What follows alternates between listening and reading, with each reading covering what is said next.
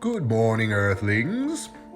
Hello, everyone. Aaron here, aka AJ, aka Papa. It is January 20th, 2020, and I am back with another vlog to feast your eyes and ears indubitably upon my little minxes.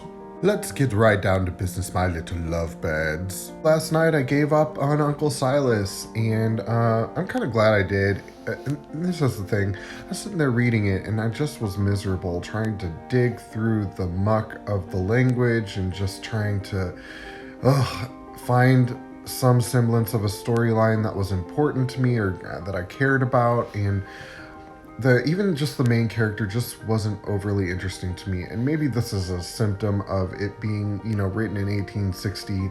Maybe I'm just not somebody who's going to enjoy that time period of writing, but I decided after reading, several chapters in it that I was done with it. And so I went and read the synopsis of how it ends, and I'm really glad that I didn't finish the book and spend another week working on it, because the ending was not satisfying enough for the amount of effort that I put into it. So I'm just glad it's over with, and up next we're going to start working on the Percy Jackson series, which I think is going to be a lot more fun and a lot easier to read. So I'm excited to just have leisurely reading as opposed to reading that takes so much dang effort.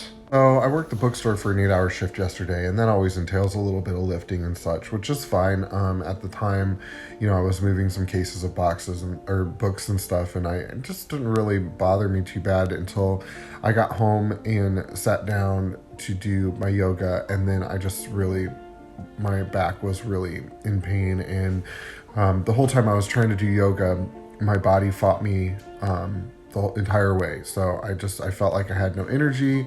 I felt like I couldn't muster the energy to move in the ways that I wanted to, and I was really stiff, just overall stiff. And particularly my left hip at the time was just locked up and just really angry with me. So this morning when I woke up, same, except for instead of it being the left hip, now it's moved over to the right. So sciatica is in full effect today, but we're gonna muscle through. I'm only working one shift today. That's the plan anyway. In the off chance that lunch literally just doesn't happen, then I'll work dinner. But we have a friend coming over tonight, so I would rather just not work so that I can enjoy time spent with Zach and our friend Alex. As we continue onward with this whole manifestation process, I wanted to just touch base with you guys and just remind you that we are still focused and should still be focused on working on our goals. And yesterday I lost focus a little bit and really didn't do any of the stuff that I was supposed to do. And so today I'm going to make a concerted effort to get into my journal, read the descriptions of the things I want to do, really visualize, really make any, amendments as they need to be made. And then maybe do a little bit more writing on how those things make me feel. So don't forget that, guys. We have to bring it to our attention every day and bring it to the forefront of our mind. Otherwise it fades away, and then we wonder why we never ended up with the things that we were hoping for. So keep a list of what it is that you're wanting and visit it every day. Even if you can't journal every day, make a short list, and then you can look at it every day, or pull it out of your wallet, or pull it out of your purse, or whatever, and look at it every day. Just keep it in the forefront of your mind. And as far as the music goes, oh my gosh, I did bad yesterday. And I think a lot of it was, most of it was because I worked an 8-hour shift, and then when I got home I was hurting. So I didn't end up doing any music yesterday either. But again, we will work on it today. And I have been writing music almost every day since I started talking to you guys about it, since Gandhi got all up in my grill. And so I have really been enjoying that, and music is such a huge part of like my therapeutic process. So we're gonna get back to work on it again today. All right, that's enough of that talk. Let's get down to Zen quote of the day, shall we? Quote of the day comes from John Steinbeck. I actually think I've done a quote by him before from The Pearl, and it goes a little bit like this. All war is a symptom of man's failure as a thinking animal. I wanted to talk today about conflict. And the reason why is because so often in our day to day life, we come encountered with people who have different ideas or different perspectives than we do. And sometimes that can cause conflict. It happens in the workplace, in our own home, and a lot on social media. And so we can be inundated, and especially with, there being, presidential elections are in the works and all of that stuff. There's a ton of conflict and tons of people just getting at each other about differences in opinions or different perspectives that they have on life and the way that it should be lived. So I wanted to talk a little bit about that today, to try to give us some peace of mind as to why conflict exists and how we should handle it. Obviously, conflict exists when two people don't agree on something, right? But let's dig a little bit deeper into that. Now, when people believe something, they believe something because of their life experience, okay? And so when a person has a perspective on something, it is because their life experience has led them to believe that, okay? And it could be any number of experiences. It could be how they were raised. It could be, things that they've just learned through trial and error. It could be things that they've learned from trauma. But their life experiences have brought them to what they believe now, and the why of how they believe it is the experience of their life. Because a person has come to their opinions and their beliefs based upon their life experience and their perspective on those experiences, it's a very emotional and visceral and personal and very raw thing for them. And so when you come with your life experience and your things and your strongly held beliefs and juxtapose their belief system, it's very volatile. It becomes very quickly, heated, and people take offense to other people's juxtaposition to their belief system. And it's because they have come to these decisions based on life experience, and therefore it is their truth. It is the truth of their life, what they have lived before and what they have learned. It's impossible for them to see things from your life experience and from your perspective.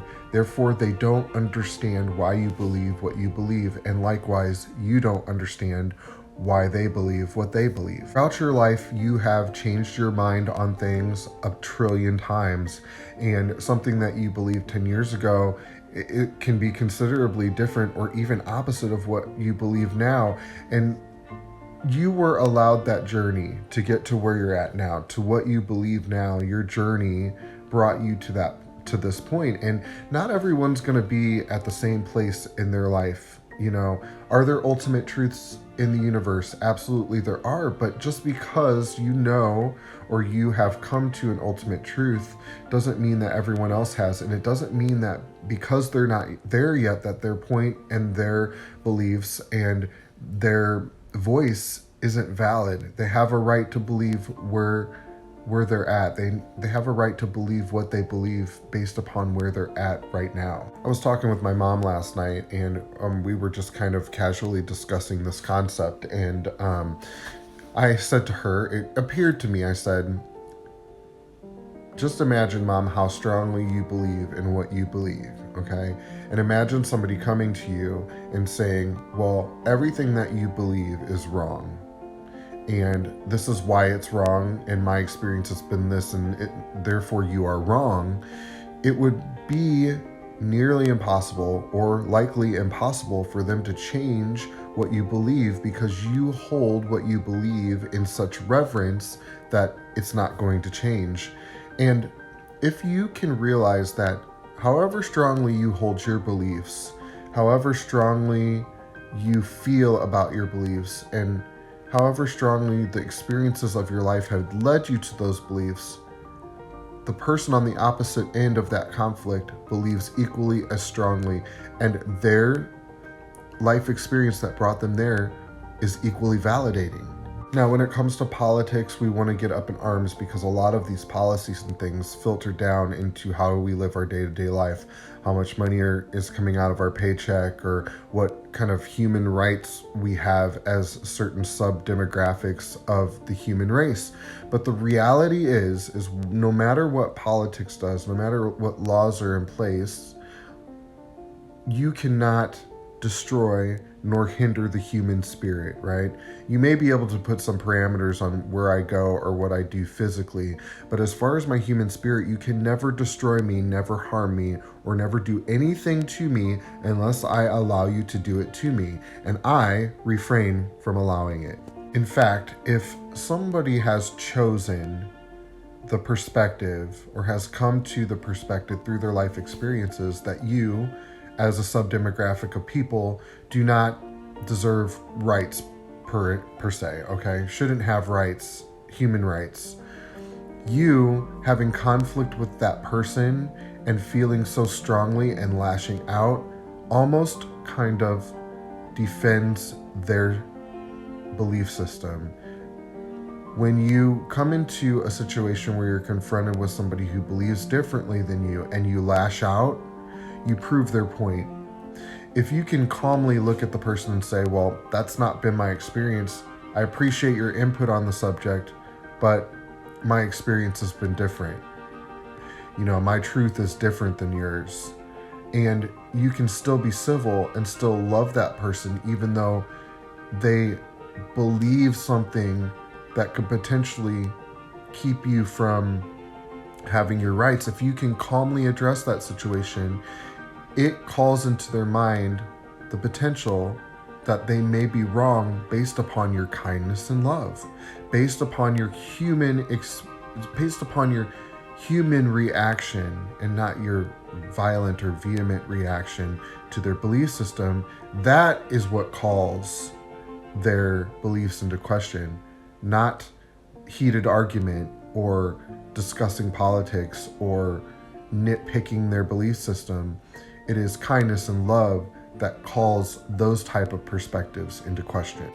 Just generally speaking, if we can come to a place whenever we are confronted with an opposing belief system, we say to ourselves, that person has had a different life experience that I have. It doesn't make their truth any less valid than mine. It just doesn't make it my truth. And it won't be my truth. And my truth won't be theirs. And they're allowed to live their life. And they're at a different place in their life than I am right now. If we had the same experiences, we would agree 100%. Or if we had very similar experiences, we would agree very similarly. But the reality is no human has had the same experiences. So we're going to differ. And it's okay to differ. And if you believe that we're all connected, if we're all part of the same source of energy, if we all come from God, then we are all extensions of the same thing, and therefore just contradictory belief systems within the same entity. Okay, and we within ourselves have the same conflicting beliefs. Some days we believe this, some days we believe that, depending on our mood. It happens, and it's allowable, and it's okay. And the human experience would not be what it was without people who believed differently than we believe. So be grateful today for diversity, guys. If you are a diverse person and you are grateful for your diversity, you have to be grateful for the opposite position that brings to light the diversity that you are. Without the opposite side of it, you would not be diverse. You would just be another drone. Let's make a habit today, whenever you're confronted with something that conflicts with your belief system or that makes you irritated, or somebody who is pushing your boundaries, just feel free to look at them and say, you know, my experience has been different than yours. I value your input though, and I appreciate you as a human being. Maybe we agree to disagree, but you still have a right to believe what you believe, and I'll support that. And as difficult as that can be, especially when somebody is being nasty, that the kindness and love, the respect for them as a fellow human being, that is what will cause them to question maybe a negative or a discriminatory belief system. That love and kindness in the face of them expressing that is what may change that.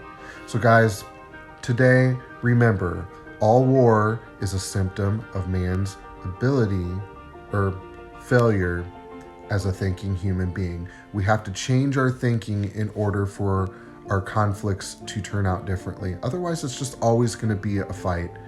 Always a fight. And I just don't want to fight. I don't care to. It's wasted energy, and I won't do it anymore. And I hope that you feel the same. And if you don't, it's okay. We just have had a different experience. I'll talk to you later, guys. Love you. Bye.